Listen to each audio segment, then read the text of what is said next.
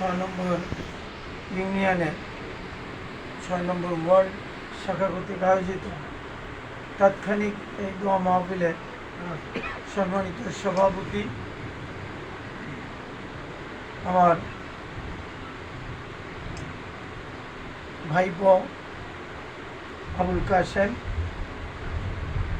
উপস্থিত আজকের অনুষ্ঠানে সম্মানিত বিশেষ অতিথি বটিয়াঘাটা উপজেলা সংগঠনের সম্মানিত কর্ম পরিষদের অন্যতম সদস্য,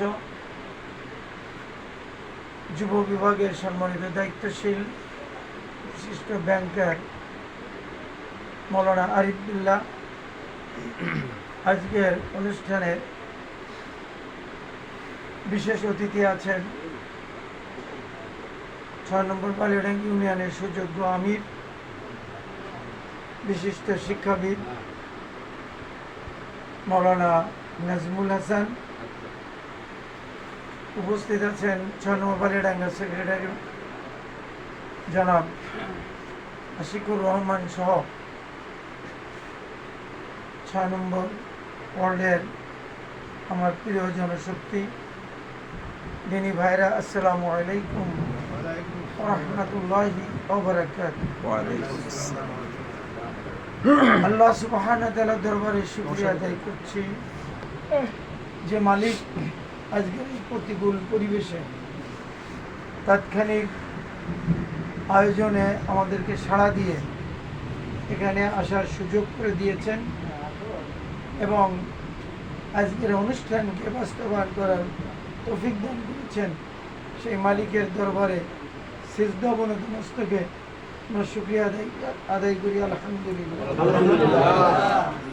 সালাতু সালাম সেই বিশ্ব নেতার জন্য যিনি তার পুরো জীবনটা ইসলামী আন্দোলনের ব্যয় করে তিনি একটা সুসংগঠিত সুশৃঙ্খল একটা রাষ্ট্র কাঠামো কোরআন এবং হাদিসের ভিত্তিতে কিয়ামত পর্যন্ত আগত জনগণের জন্য যে উপহার দিয়েছেন সেই বিশ্বনবী জনাব মুহাম্মদ রাসূলুল্লাহ সাল্লাল্লাহু আলাইহি ওয়াসাল্লাম।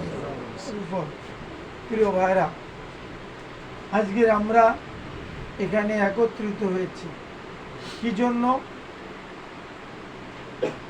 আমাদের দীর্ঘদিনের আমাদের বুকের ভিতরে যে একটা যন্ত্রণা ছিল যে আমাদের প্রিয় সংগঠন এই নিবন্ধন আমরা পাবো কি পাবো না, আমাদের যে প্রতীক দাড়িপাল্লা এটা আমরা পাবো কি পাবো না, এই যে দুঃস্বপ্ন নিয়ে আমরা রাত দিন আমাদের হৃদয়ের মধ্যে কুড়ে কুড়ে খাচ্ছিল। আমাদের হৃদয়ের মধ্যে একটা আকাঙ্ক্ষা ছিল যে কবে যেন আমরা এগুলো পাই।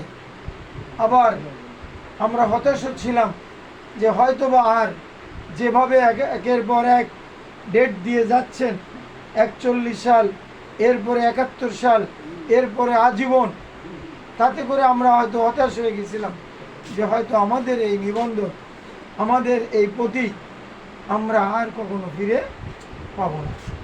প্রিয় ভাইরা, আমরা যেখানে আমাদের চিন্তার পরিসরটা যেখানেই সমাপ্তি, আল্লাহ পাকের কার্যক্রম তার থেকেই শুরু।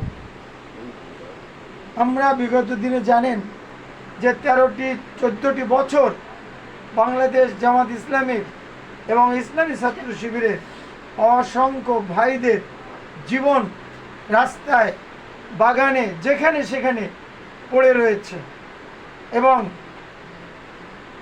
অসংখ্য ভাই এখনো পর্যন্ত গুম হয়ে আছে। আসলে আল্লাহ পাক তাদেরকেও ফেরত দিবেন কিনা মালিকই জানেন। তবে আমরা তাদেরকে ফিরে পাওয়ার জন্য মালিকের কাছে দাবি জানাই, আর দাবি জানাই বর্তমান যে সরকার আছে তার কাছে। যেহেতু তিনি পারবেন কি পারবেন না এটা আমাদের বিবেচ্য বিষয় নয়, তবে মালিক যদি চান তাহলে সেটা সম্ভব। যেহেতু তিনি কুন ফায়াকুনের মালিক। আমরা দীর্ঘদিন অসংখ্য আন্দোলন করেছি, অসংখ্য ভাইদেরকে আমরা হারিয়েছি।